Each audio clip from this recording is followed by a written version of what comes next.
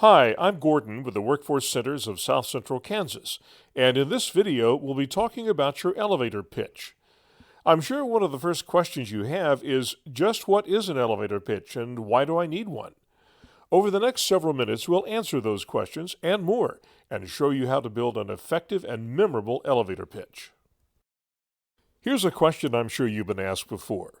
What do you do? It's a simple question, but one that we often find hard to answer. Most of us know what we do, but sometimes explaining it to other people is not as easy as it may seem. What do you say to explain what you do? Well, for starters, think small.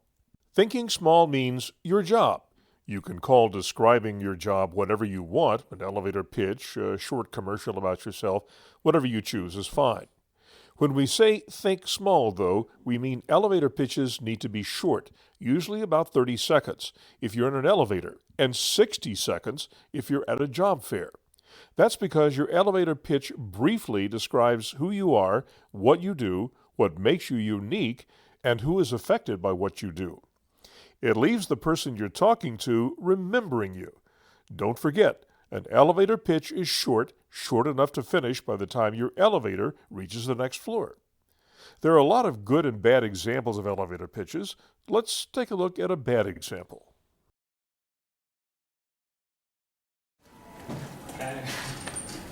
Oh my gosh! Oh, hello. You're the CEO of Smith Enterprises. Yeah, that's right. Oh my gosh, it's so nice to meet you. I applied for a job at your company.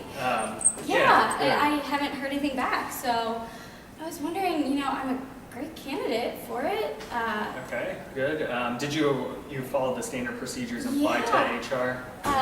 Yeah, I can't even think of what the position was called now, but Okay. yeah, I'm really, really interested in working for your company, and I've done internships. I was wondering, is there anything you could maybe do to get me an interview? I don't think that would be appropriate for me to step in at this point, but I think I would encourage you to make sure you follow standard procedures, listen to what they're saying, and apply through HR. Okay, I would just love to work for your company. Well, You're good. a great CEO, and Okay, I'm great. really interested. So right, my name is Sally too. Sally, so. okay, I'll make sure I keep that in mind. I missed my elevator. Right. I'm gonna get going. Okay. Nice to meet Bye. you. Nice to meet you. Bye.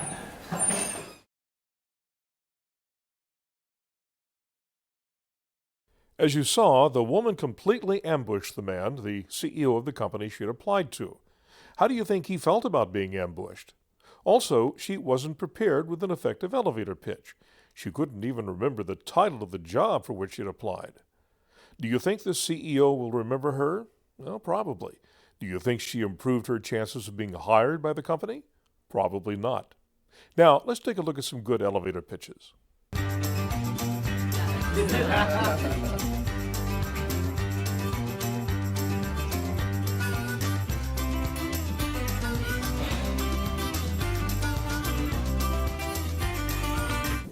Hi, my name is James, and I'm a finance major. Hi, my name is James and I'm a finance major. Hi, I'm Andrea and I'm a business major.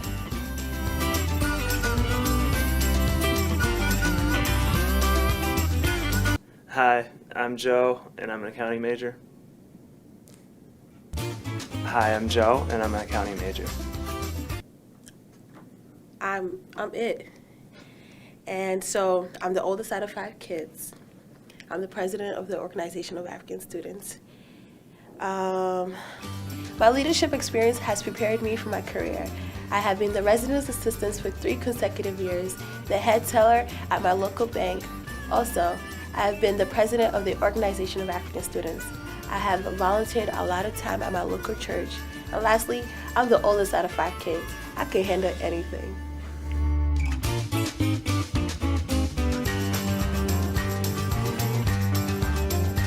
Hi, I'm Pat. I'm an accounting and philosophy major.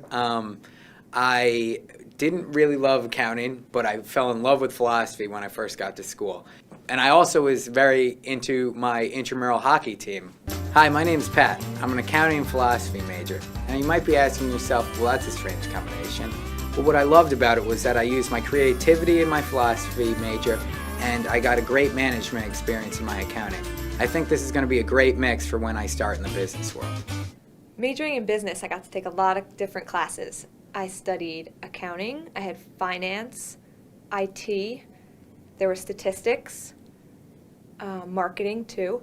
But I also took classes in art history and English because I wanted to have a well-rounded education. I didn't want to be too narrow. So I did that. I did a lot of stuff outside of the class too. I played some intramural volleyball, which was really fun. I'm a business major, but I've also taken a lot of liberal arts classes to round out my education. In addition to my studies, I've been a peer mentor to a younger classmate, as well as played on the intramural volleyball team. While they may seem like different activities, they've both helped me with my communication skills as well as my team building.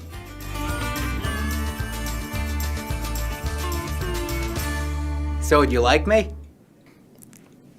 Thank you. Appreciate your time. I hope you enjoyed watching my video as much as I enjoyed making it. Thank you for your time.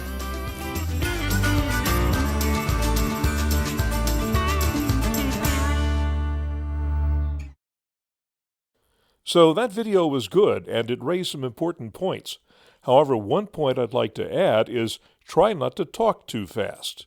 When we're nervous, we tend to talk fast. That's because our mouth is trying to catch up with our brain, which works a lot faster. Now let's go over some of these points again.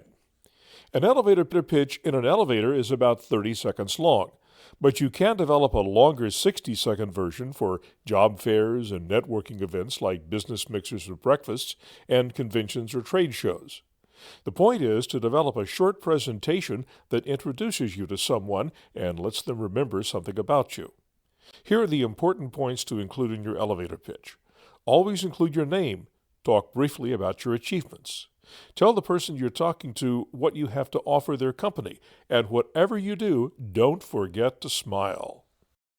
Put some thought into what you say that will help the person you're delivering your pitch to remember you. What makes you different and unique? You want that prospective employer to remember you. And how does what you do affect other people? That's important. Try to always keep that in mind. We realize this is a lot to remember, but always keep your who and what brief. Rambling on causes people to lose interest in you. Make sure you know who you're talking to and that they know what you want from them. If you use numbers in your elevator pitch, keep those very brief and make sure they point directly to your success. Hiring managers want specifics about your accomplishments, but keep those short and to the point. For example, you can say something like, I consistently took more orders than my other team members day after day, or I rang up an average of more than $3,000 in sales every day I worked in November. At the risk of sounding like a broken record, it's important you practice and practice your pitch, then practice it again. You need to practice it until it sounds conversational, not like something you memorized. If someone asks you what you do, try to explain it to them in shirt-sleeve English, meaning language that's not fancy or technical, language most people understand. Don't use jargon unless you're talking to someone who understands that jargon. Jargon may mean something to you, but the average person probably won't get it, and you'll see that when their eyes glaze over. That's not good.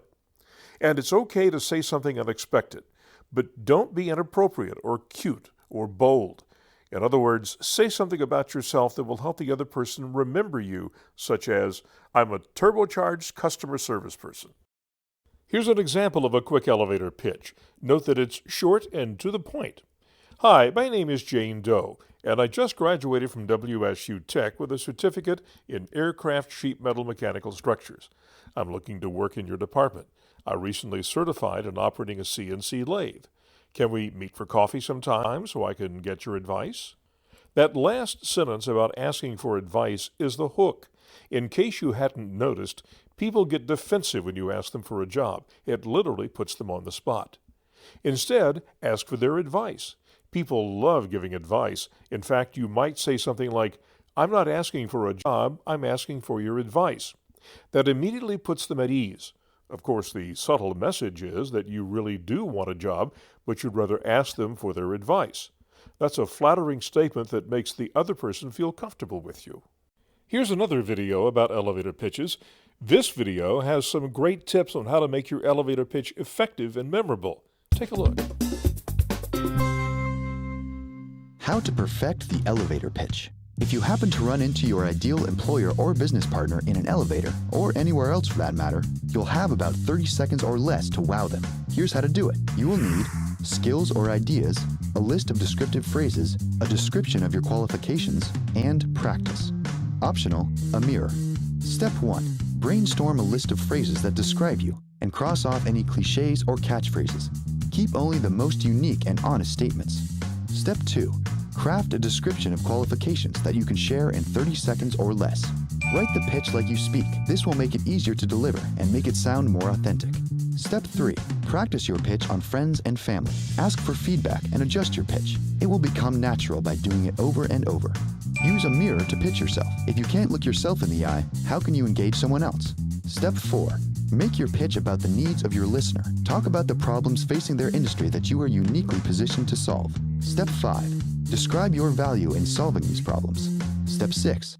Allow room for dialogue. Most people don't like to be talked at, so be conversational and show an interest in them. Step 7. Ask for something, a business card, a phone call, or permission to send your resume. The point of your pitch is to break the ice and generate interest, but you need to ask for the next step. Did you know, as of 2009, the Taipei Financial Center in Taiwan featured the world's fastest elevator, running at a top speed of 39 miles per hour. We've talked about the importance of briefly describing your work in your elevator pitch, but did you know that there's another way to describe what you do? That way is called your emotional job description. In other words, it paints a picture of you and how your work connects to your personality. Take a look at the job description here. My official job description includes helping people finding employment and starting new careers. My emotional job description is to connect people to their future and give them the support that they need to change their lives for the better. You can start off your emotional job description using words like, but really, or which really means, or basically it's all about, or which is a fancy way of saying. Your emotional job description allows people to connect with you on a deeper level, since you're sharing with them a part of yourself that's not on your resume. To help you understand the importance of using shirt-sleeve English to describe what you do, here's a personal example.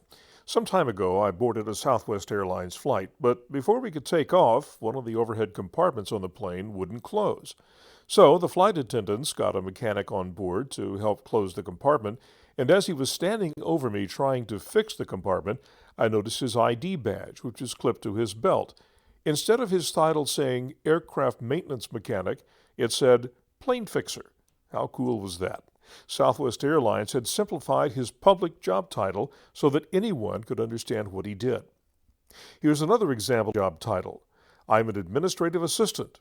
Translation, I work in an office, and my job is to make the office run smoothly. What you want to be able to do when you describe your job is to use words that connect people emotionally to what you do. In other words, as we say, use shirt-sleeve English. Okay, let's say you've just walked into a job fair. What are you going to say about yourself? First, you'll introduce yourself, and in one sentence, briefly describe yourself professionally.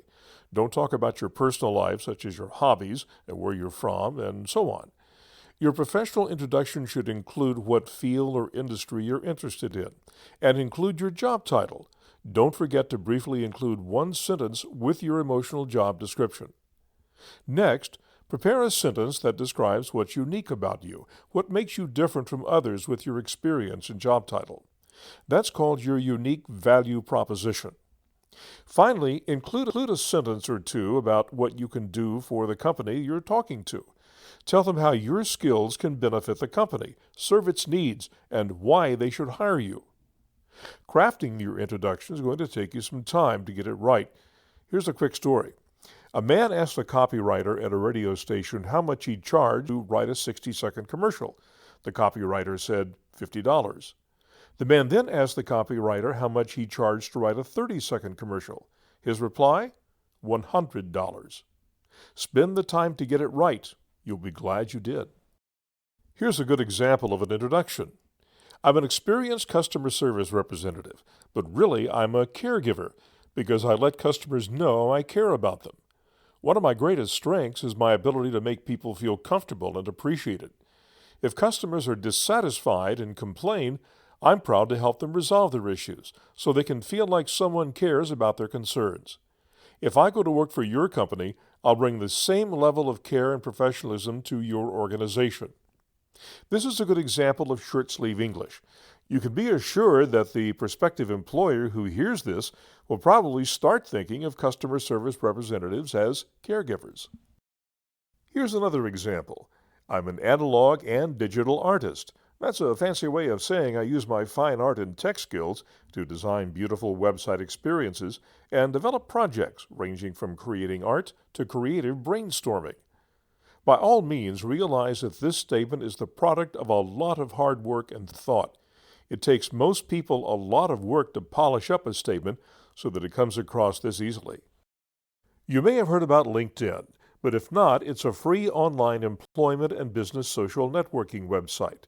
You can create your own profile on LinkedIn, search for jobs there, post your resume for other people who use the site to see, and connect with potential employers.